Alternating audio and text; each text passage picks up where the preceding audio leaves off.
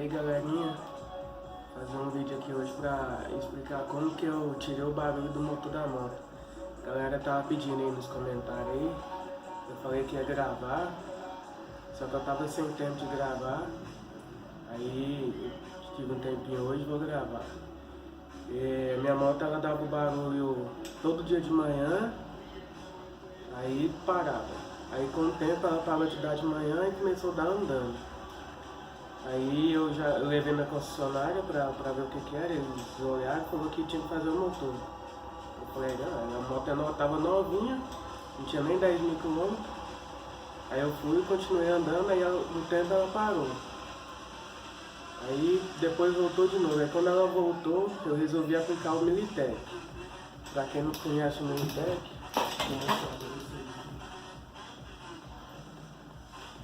ele é um condicionador de metais que protege as peças metálicas do motor. E tem gente que fala que dá barulho, que faz a embreagem patinar, é porque às vezes não aplica ele da maneira certa. Ele tem que ser aplicado 50 ml a cada litro de óleo, na embalagem dele lá, no vidrinho vem falando certinho.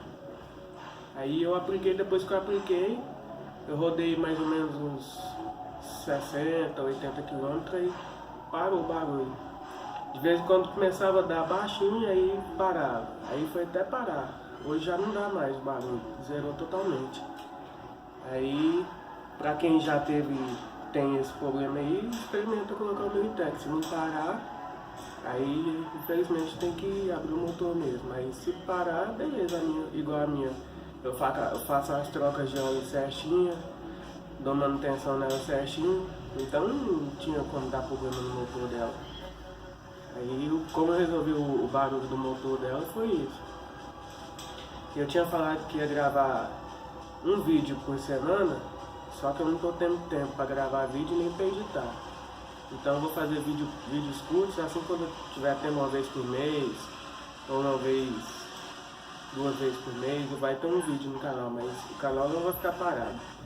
Então, peço que todo mundo se inscreve no canal aí, deixe seu gostei e até o próximo vídeo.